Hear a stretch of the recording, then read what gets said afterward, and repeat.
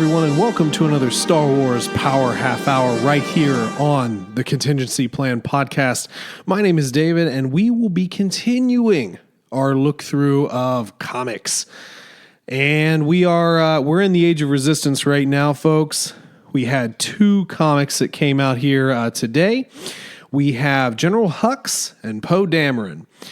I really enjoyed these. I gotta say, I was interested to see what Hux was going to be about. The Poe comic, I wasn't as excited about that, but I got very excited about it after reading. So this has been a good series, and I'm definitely interested in seeing what else we have, because we've got a ton. Well, not a ton. Let me put it this way. We've got a ton more information that could possibly come out just in this series. Really looking forward to Snoke and Kylo's comic as they come down the line. So in lieu of our typical news, I'm just going to blast through these two comics here real quick. But for those of you who haven't listened yet, make sure that you check out our most recent episode talking about D23 that we dropped this weekend. Had some good buddies on there, Lane and Ez from the Unexpected Podcast, and well, also Ez from every podcast known to exist. He also is on Hyperspace Hangout, Bend the Knee, and further up looking for Lewis. Make sure you check out those podcasts for me. They are all great. We also had a good buddy, Mike Charles, on there as well. Just a really excellent look back at what we had. Now, tomorrow, let's see. I'm going to release this, as I normally do, Thursday morning. Just recording it the night before. So look for a special podcast that will be dropping. I don't know. We'll see if I drop it Thursday or Friday night. I'm not 100% sure, but look for it. It will actually be mine and the Darth's look back on D23. And this will also be especially relevant because we actually had the trailer. We actually had the trailer drop. And for those of you who haven't, well, it's not a trailer. It's special footage. Let's get it correct. But hopefully all of you have watched that special footage from D23, Rise of Skywalker, Mandalorian, the Kenobi news. We're going to talk about all of that. Actually, already have it recorded. Had a little bit of technical issues in that episode. Tried some new technology, but it was a lot of fun, and hopefully you guys enjoy that.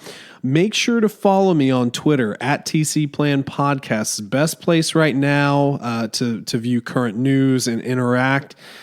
I would really love to hear your guys' theories and some of your thoughts on the new trailers and the new series that are coming out. Again, you can hit us up on Twitter, find us on Facebook, email at tcplanpodcast@gmail.com. Either way, get a hold of us. Let us know what you thought about that footage. So on with the proverbial show. I think I'm going to start with Poe. So let me first just start by saying that in this special comic, I pointed out some of the interesting animation for Poe. Some of the faces that were drawn were just very funny to me, and I have to say that it doesn't disappoint in this one either. The cover, and I don't want to sound like I'm downing this, but the cover art is super epic. It's great, but Poe's face, I don't know. Maybe you guys can weigh on this as well, but the face drawn on this it just looks off, just a little bit. It's very strange. Maybe it's just that big old round jaw line, but I think we could have done better on Poe. So anyway, let's jump into the comic. Now, our first panel here is actually a really cool bit. We just have Poe looking out in the stars. I belong to the stars. And we actually get to meet a couple of friends. Now, Poe is actually in Rapier Squadron. Maybe not the best name for a squadron. I mean, I know what a rapier is. This is a sword. But anyway, if you mispronounce that, and trust me, you can mispronounce that, let's not even talk about that. So anyway, We have one of his buddies here in his squadron. You're owned by giant balls of exploding gas. Har, har, har. How did that transaction work, Poe? Okay, maybe I'm over romanticizing it a bit, but it's where I should be, Carrie. I knew it the second I first left orbit. My world was restricting me. Most people love things like, gravity and oxygen. They just slow me down. I don't like being limited. Ooh, that's an interesting name. IOLO. Iolo. Maybe. Space is almost frictionless. There's nothing holding me back. Just born pilot out there. And then we actually have, we're at the Brooksdian New Republic Space Station. And this is actually one of the things. So obviously the New Republic here is reasonably funded at this point. This comic is taking place really before the First Order enters the galaxy. So we're getting new tech. We're getting, space stations. We're getting big ships. So this is all before kind of the First Order's strike. And they're just at the bar. However, an alarm goes off. Rapier Squadron, report to Hangar Bay 9 immediately. And this is actually pretty cool. So their X-Wings are definitely designed a little different than your old school X-Wings, but they're blue. And they look super cool. And we actually get to see an old friend here in BB-8 who's tied into the craft. Commander Dameron, we've been robbed. Who's we? The whole space station? Yes, someone came aboard and stole the head of Admiral Mathiason's protocol droid. That protocol droid has recorded every conversation the Admiral's had for the last 5 years. Moments later, a small passenger ship left this hangar and it disappeared. Did it make the jump to hyperspace? No. Then it's still out there, probably laying low, trying to avoid our surface guns, waiting for an opening. BB-8, get us ready to fly. So our squadron we have the check-in. Rapier 2 standing by. Rapier 3 is standing by. Rapier 4 standing by. Punch it. I really do like these ships. They're definitely a little bit different. There's a little bit more emphasis on the nose. And they're a little bit more downturned in the nose section here, but they still have the characteristic X-Wings. Very, very cool ships, and I like the blue. The blue is definitely really cool. So once out of the ship, they actually find this passenger ship, and it's hiding underneath of the space station here. And they attempt to go to hyperspace, but Poe takes out one of their engines. Now this is kind of interesting. There's some tie-ins to Poe's personality later, which is very interesting as we get along, and we'll kind of speculate a little bit more afterwards. So Poe attempts to call the ship. Rogue ship, can you hear me? Yeah, kind of. What does that mean? The volume control in here is a bit screwy, so I can actually hear you way too loudly. Could you speak a little softer? You have stolen from the New Republic Defense Force, and I will speak at whatever level seriously, it's no good. The speakers in here can't handle it. Between hisses and crackling, I'm getting about every third word you're saying. You sound angry, but incomprehensible. So we're kind of getting that back and forth, game that Poe played with Hux, old Admiral Hugs. So as Poe is kind of going through this, the ship actually, it doesn't jump to light speed, but it does jump. It goes off. They're running, and Poe gets orders to shoot the ship down effectively. This is big. I mean, the head of this droid contains a ton of information, so they're ordering the squadron to fire and destroy the ship. However, this ship is very maneuverable and obviously has a great pilot. They perform a maneuver where they pull up and kind of round on the ships, and the X-Wing pilots are baffled by this tactic. And then the rogue passenger ship is going into an asteroid belt called the Lost Souls Asteroid Field. These people have a death wish. Poe tells his squadron to pull up. However, Poe continues. into the asteroid field. Almost runs into a meteor. BB-8 is not able to navigate, and then we actually get one of those like I don't remember if I ever got the name of those asteroid worms. Like the one that almost ate the Millennium Falcon when they were trying to escape from the Empire. So it roars out here, and there's a panel. Oh, God.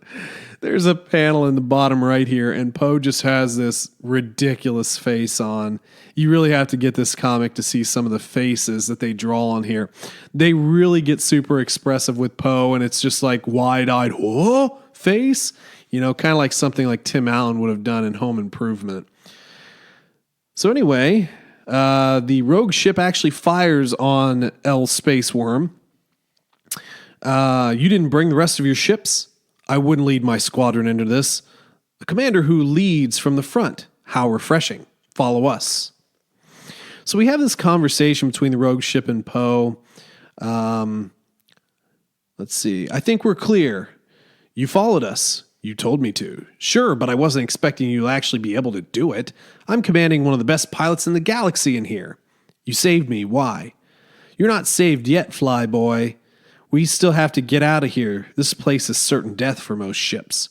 Yeah, well, I'm not most pilots. You managed to stay alive here for 3 minutes, and that was with my help. Don't pat yourself on the back too hard there. You might strain something. You've been here before? I have. Defenses were put in place during the Clone Wars to protect something at the heart of this field. I commanded a crew to take it. Defenses? What are you talking? On top of the slugs, there are asteroids drifting inside almost zero visibility. Something about the gases in here kills long-range communications and limits sensors. Your droid is useless. Which is why BB-8 couldn't see that giant asteroid in front of him. And, okay, they're coming. Move. What are they? They're essentially flocks of death.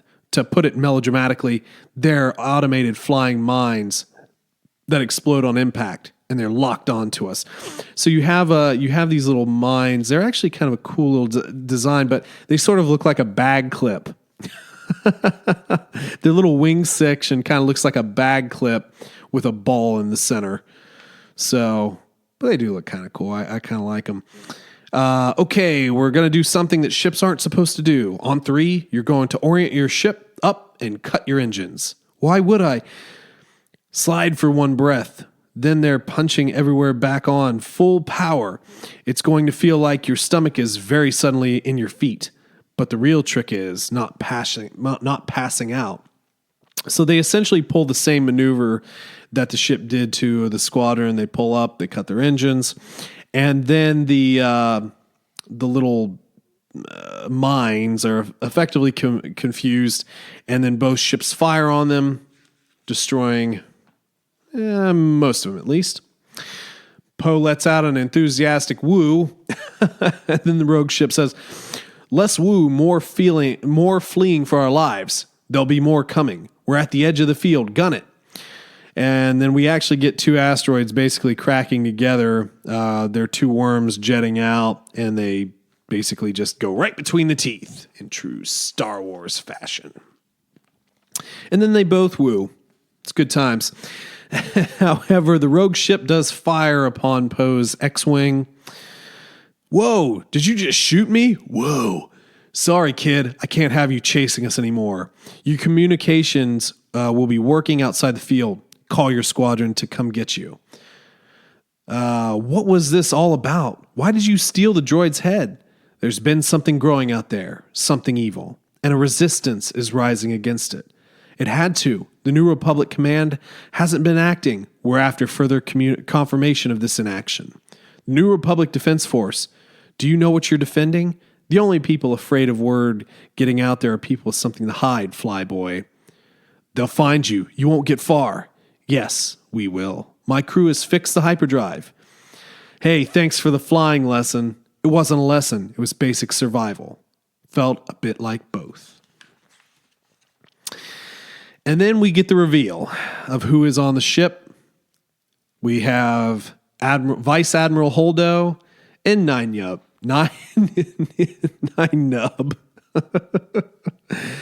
Oh, goodness. So this is actually kind of cool. In the Holdo comic, we sort of begin to understand that Vice Admiral Holdo is definitely a lot more than what we got in The Last Jedi. Okay. There are a lot of complaints about Holdo and just, kind of not really being a great character. And, she's been in other media, and I think the portrayal in, what was it? I think it was Leia, Princess of Alderaan, maybe. Her portrayal was very different from, I think, what we got in the movie. And now the comic books are I feel they're trying to reinforce just how cool Holdo could be. But I do think that they sort of missed the mark slightly with her in the movie. And it's too bad because she's not a bad character.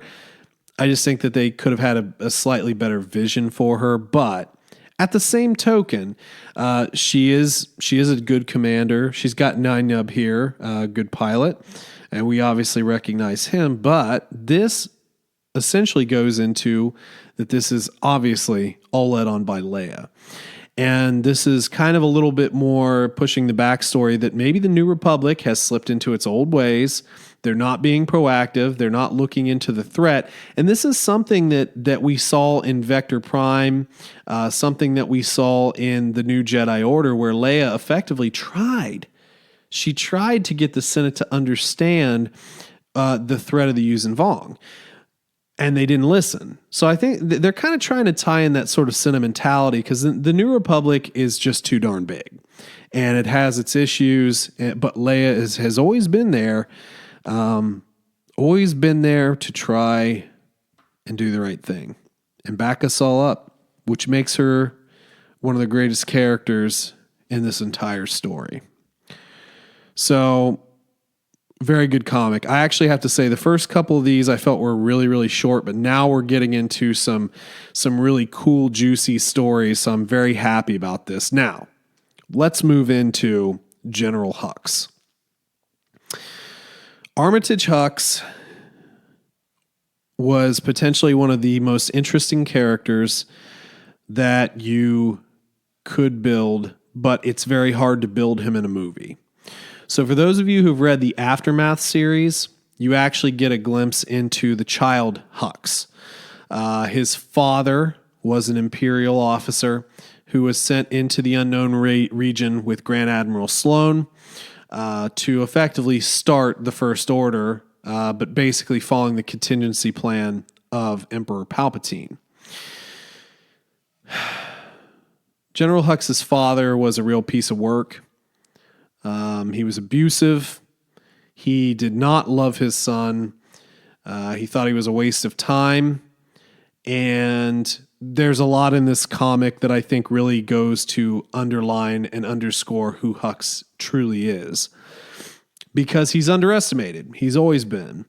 And one of the things that I've tried to tell people, because I know one of the complaints about Hux in The Last Jedi was the play between he and Poe.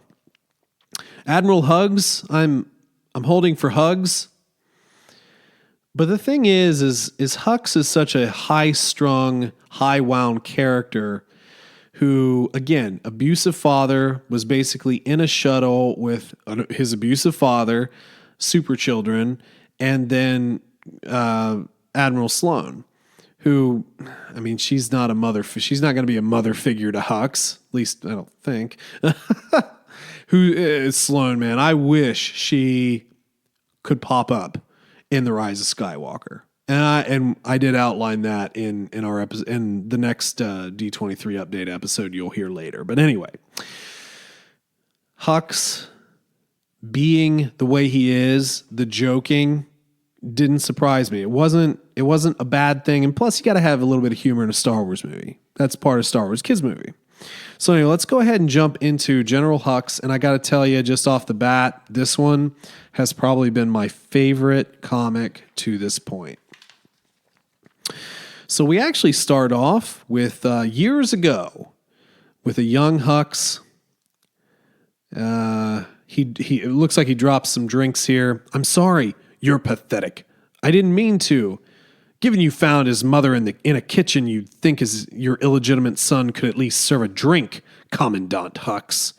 Unfortunately, I've yet to find anything Armitage isn't utterly useless at, Admiral Brooks. I'll clean it. I'll wipe it up. Be ashamed to waste all of that. You should lick it up. Father? So, Hux, he's a kid.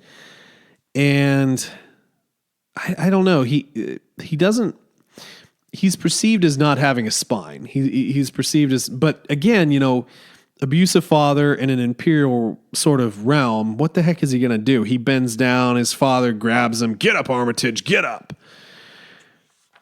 Tough life. And then we speed into present day. Hux, get up. What's happening? Our hyperdrive just shut down. Engines failing. We're dead in the air. First order command, tell them where we are. All our systems are out, General. So Hux, Kylo Ren, and a pilot are in a shuttle that has effectively, looks like it exploded. We've got some issues, and it's hurtling towards a planet and crashes. Now, displaying some of Kylo's power here, we have this explosion, but Kylo has effectively created a force shield around he and Hux. How did you save me? Not intentionally. I saved myself. You were just nearby. And it's funny, he let some of the debris fall and a couple of the pieces hit Hux. Again, this is kind of like, it's almost like a brother relationship between the two. They're fighting and squabbling and whatnot. Communications are out, which means I have no choice but to talk to you instead of literally anyone else. Hux gets a little snippy here. How did this happen? Where's the pilot?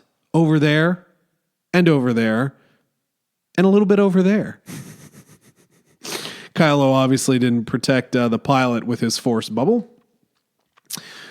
The way we dropped out of hyperspace, the way we came down, the communications going out first, losing control so close to the planet's orbit. I know shuttles don't just fail like this. This was clearly sabotage. Someone in your army tried to kill you. Clearly, you've managed to inspire a lot of loyalty, Hux.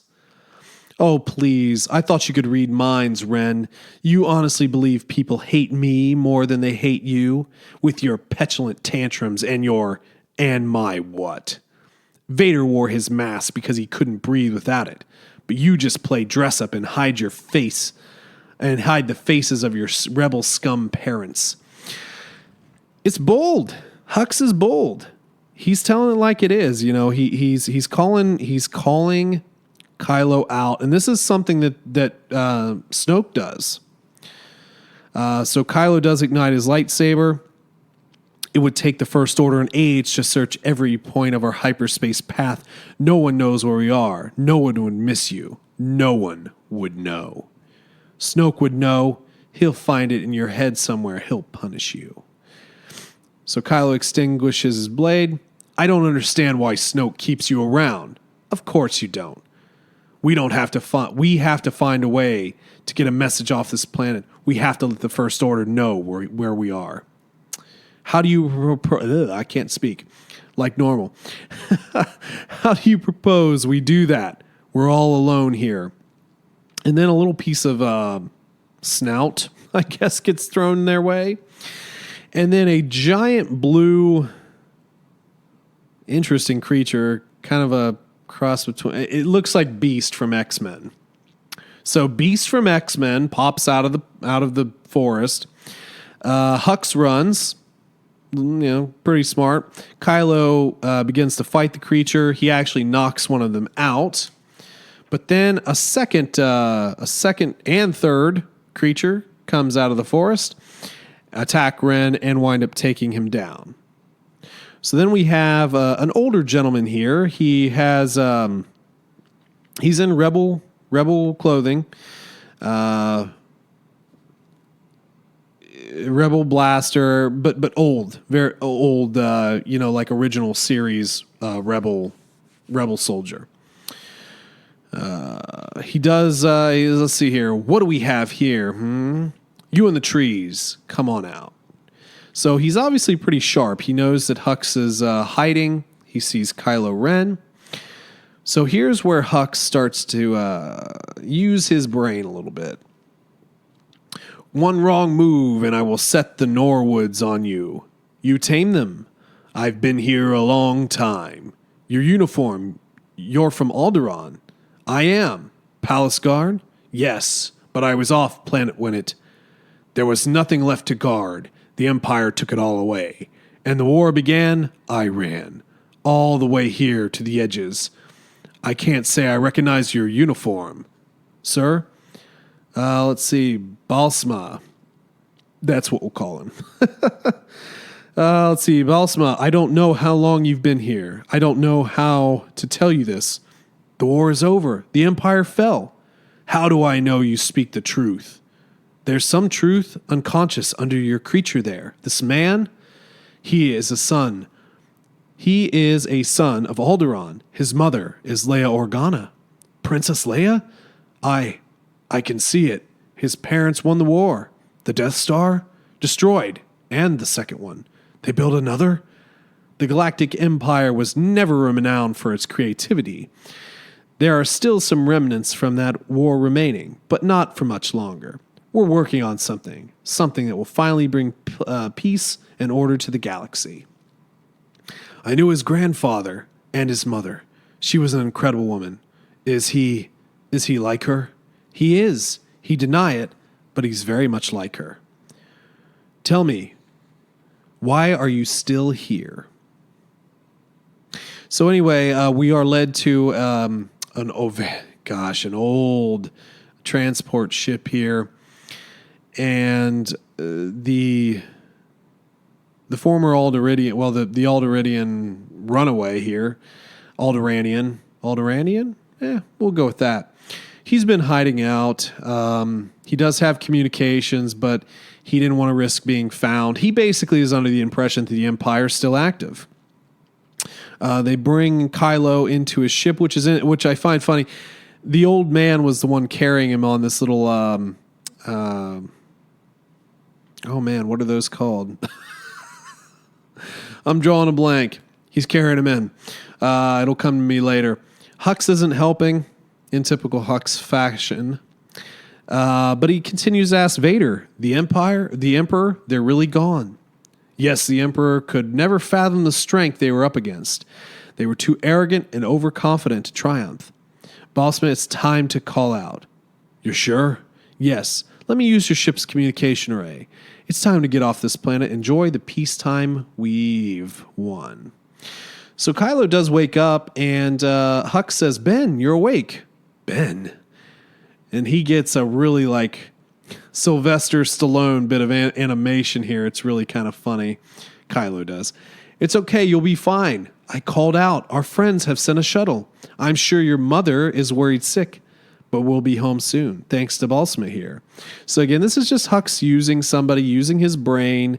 He's not trying to create a stir. He's trying to make he's not trying to make a friend, but he is very manipulative. So out of this shuttle comes Phasma and a troop of First Order troopers. They shoot and kill the creatures, but Hux tells him not to shoot Balsma. Don't kill him. We'll take out his communications array and use this planet as target practice for Star Killer Base when it's operational. It will amuse me. Prepare a list, Phasma. I want to see every personnel member who had access to our sabotaged shuttle. Goodbye, Balsma. So he leaves the old man there with the knowledge that he will die, with no way to communicate. It's cold. But this is General Hux. So we are now at Star Killer Base, which is under construction.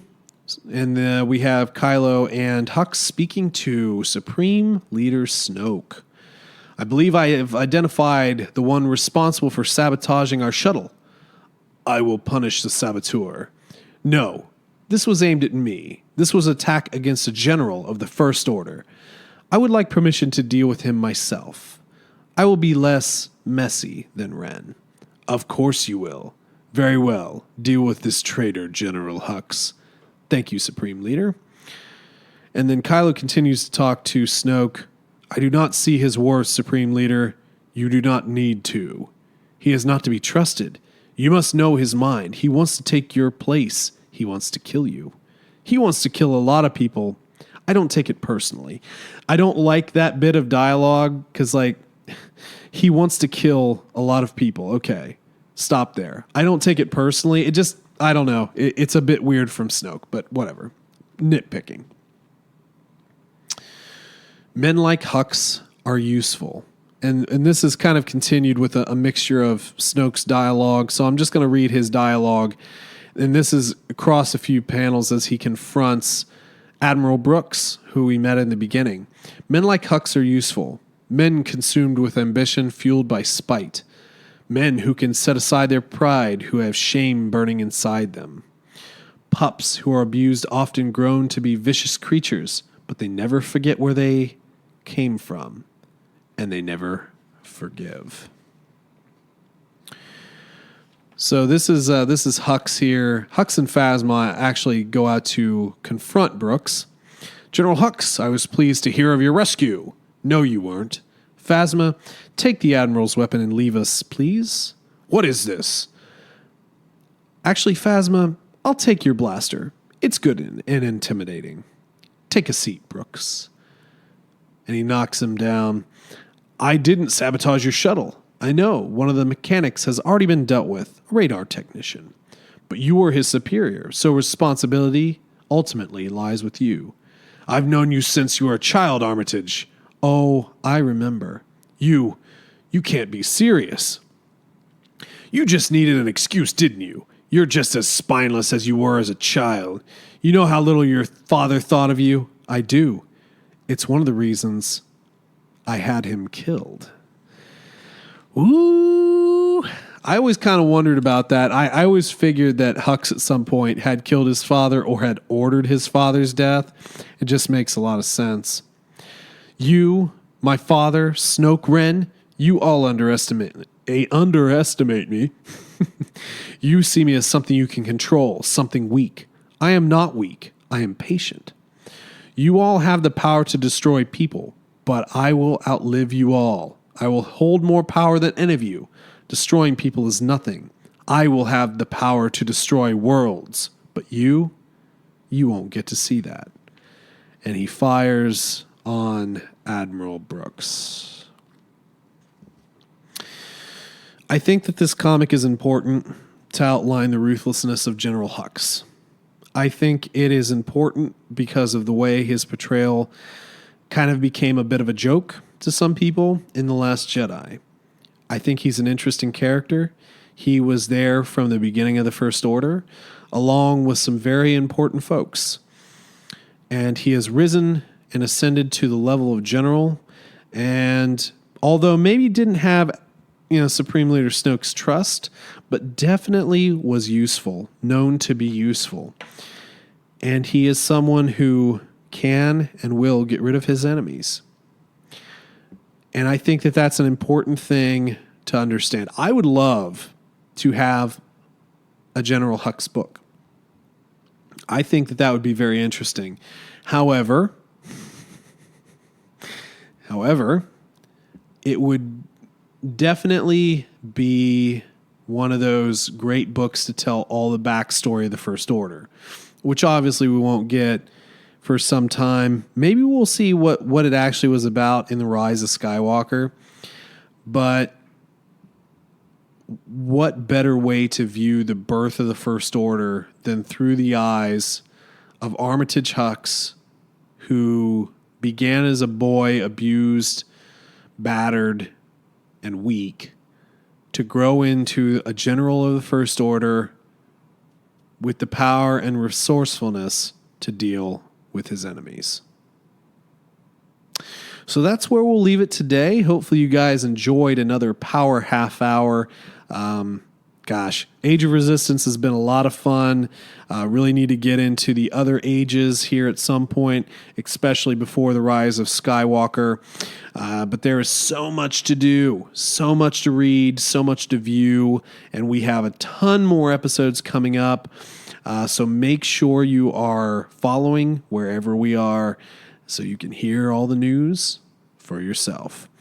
Thank you guys very much for listening. I hope you have a great rest of your week. And as always, may the Force be with you.